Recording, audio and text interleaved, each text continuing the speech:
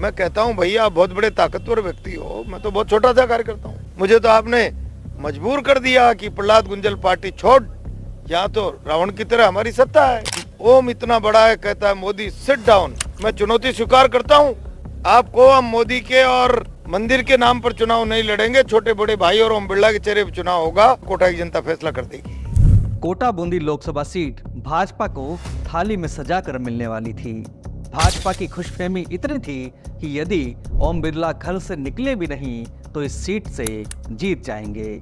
चुनावी संग्राम में यह बिल्कुल नीरस सीट थी, लेकिन राजनीति के angry young man Prahlad Gunjal की धमाकेदार एंट्री ने इस एक तरफा सीट को दिलचस्प मुकाबले में तब्दील कर दिया। राजस्थान में कल तक जिस सीट की कोई चर्चा नहीं थी, उसे देश भर में हॉट सीट बना दिया। भाजपा के गढ़ में भाजपा के ही बागी पर लगाया गया ये दाव इस क्षेत्र में कांग्रेस को जिंदा कर गया। ये मुकाबला इसलिए भी दिलचस्प है क्योंकि प्रहलाद गुंजल के लिए ये महज चुनाव नहीं, बल्कि भाजपा में उनका कथित करियर तबाह करने वाले ओम बिरला से व्यक्तिगत बदला लेने का मौका भी है। यदि ओम बिरला जीतते हैं तो वो जीत की और प्रहलाद गुंजल हार की हैट्रिक बनाएंगे। इसलिए ये चुनाव प्रहलाद गुंजल के लिए करो या मरो का मौका है।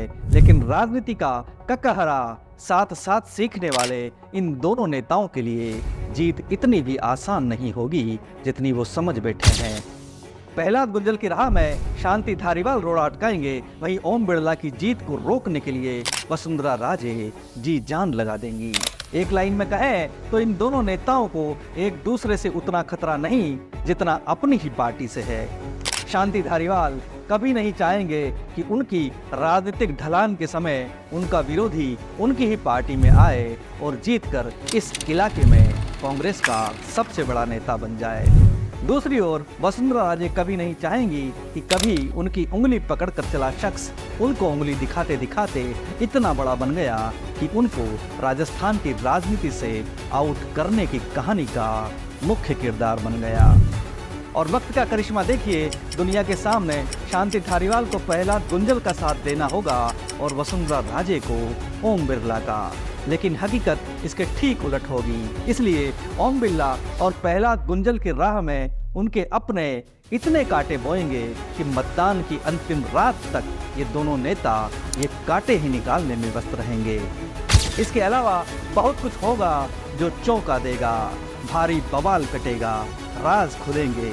दोस्तों, मेरा नाम है प्रणय विजय और आप देखना शुरू कर चुके हैं पीटीवी हिंदुस्तान।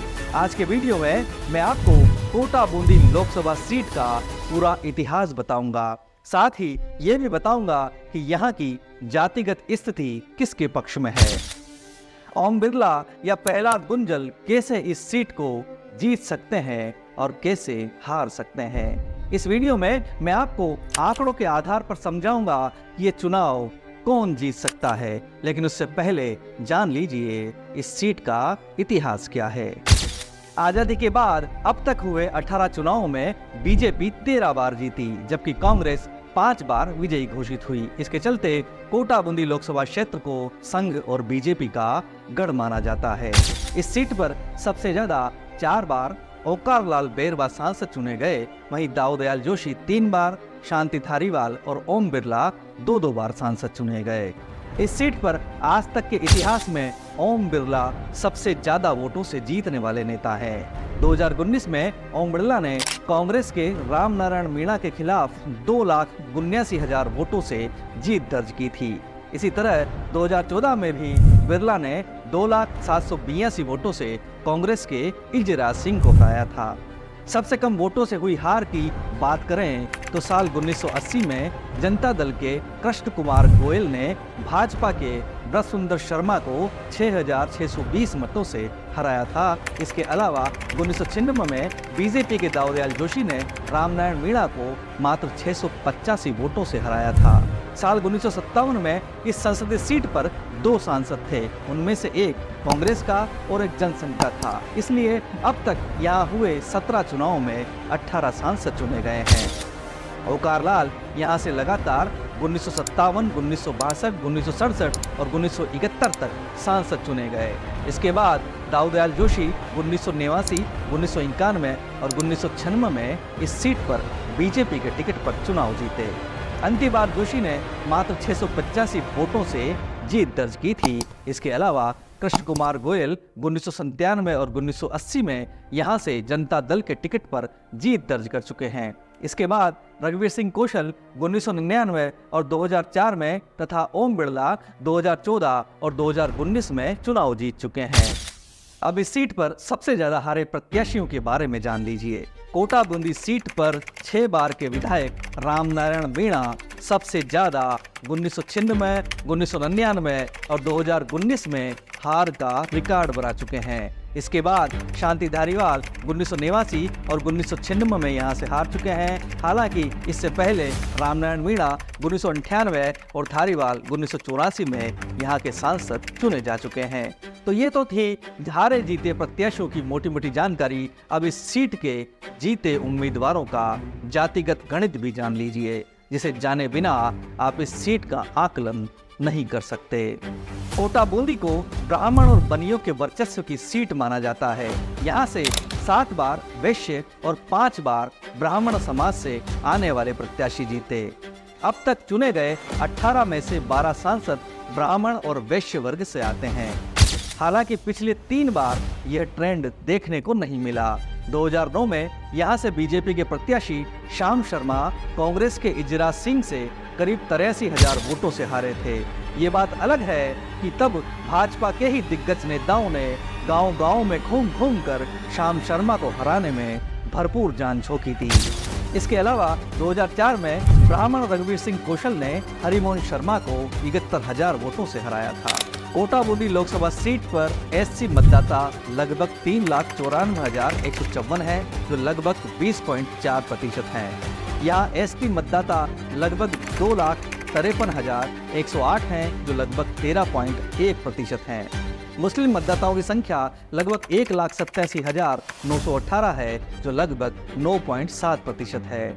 इस सीट पर ग्रामीण मतदाताओं की संख्या लगभग 9,93,112 है, जो लगभग 51.4% है, जबकि यहाँ शहरी मतदाताओं की संख्या लगभग 9,39,013 है, जो 48.6% है।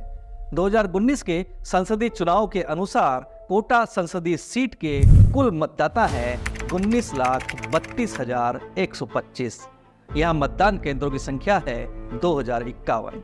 2019 के संसदीय चुनाव में कोटा संसदीय सीट पर 69.8% मतदान हुआ था। कोटा बूंदी संसदीय क्षेत्र में 8 विधानसभाएं आती हैं, जिनमें 6 विधानसभा कोटा की और 2 बूंदी की हैं।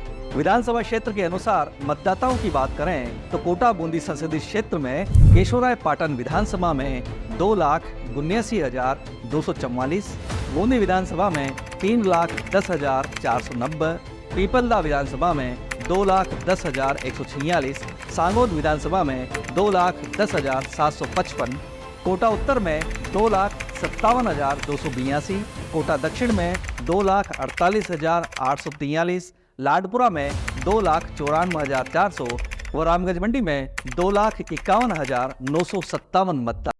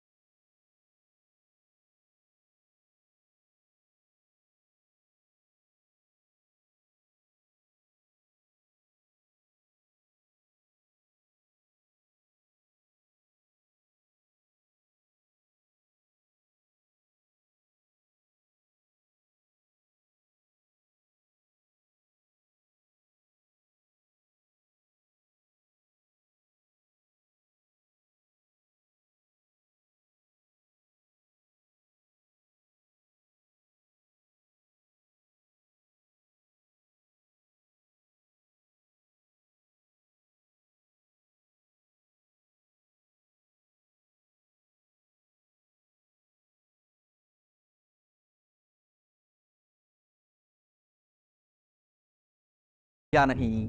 आइए इसे समझने के लिए अभी हाल ही में नवंबर में हुए विधानसभा चुनाव के नतीजों को मद्देनजर रखकर आकलन करते हैं। कोटा जिले की 6 विधानसभा सीटों में से केवल 2 सीटें कोटा उत्तर और पीपलदाही विधानसभा चुनाव में कांग्रेस के हाथ लगी, जबकि बीजेपी के हिस्से में 4 सीटें आई। कोटा दक्षिण, लाडपुरा, रामगंज मंडी और सांगोद, जिनमें से सांगोद विधानसभा सीट भाजपा ने कांग्रेस से छीनी थी। इसके विपरीत बूंदी जिले में भाजपा के नजरिए से स्थिति बिल्कुल नकारात्मक रही। साल 2018 के विधानसभा चुनाव में बूंदी जिले की 3 विधानसभा सीटों में से 2 बूंदी और केशवरायपाटन भाजपा ने जीती थी। कांग्रेस के हिस्से में केवल हिंडोली सीट आई थी। इस साल नवंबर में हुए विधानसभा चुनाव में स्थिति पूरी तरीके से बदल गई और पूरे जिले की 3 विधानसभा सीटों से भाजपा का पत्ता साफ हो गया, क्योंकि इस बार 3 सीटें कांग्रेस ने भाजपा को हराकर जीत ली थी। हालांकि कोटा बूंदी संसदीय क्षेत्र में बूंदी जिले की 2 ही विधानसभा सीटें शामिल है, क्योंकि हिंडोली सीट भीलवाड़ा संसदीय सीट में शामिल है। कोटा जिले की 6 विधानसभा सीटों पर पिछले विधानसभा चुनाव में जितने मतदाताओं ने अपने मताधिकार का उपयोग किया, उनमें से भारतीय जनता पार्टी के प्रत्याशियों को 5,74,268 वोट मिले, जबकि इसकी तुलना में कांग्रेस को 1,04,091 वोट कम मिले, यानी उसे 5,16,268 वोट ही हासिल हुए। जाहिर है भाजपा ने कोटा जिले में सीटें भी अधिक हासिल की तो मतदाताओं के वोट भी अधिक बटोरे। इसके विपरीत बूंदी जिले में स्थिति उलट रही। जिले की 3 विधानसभा सीटों पर भाजपा का पत्ता साफ हो गया, जिसमें कोटा बूंदी संसदीय क्षेत्र में शामिल दोनों सीटें बूंदी और केशवरायपाटन भी शामिल हैं।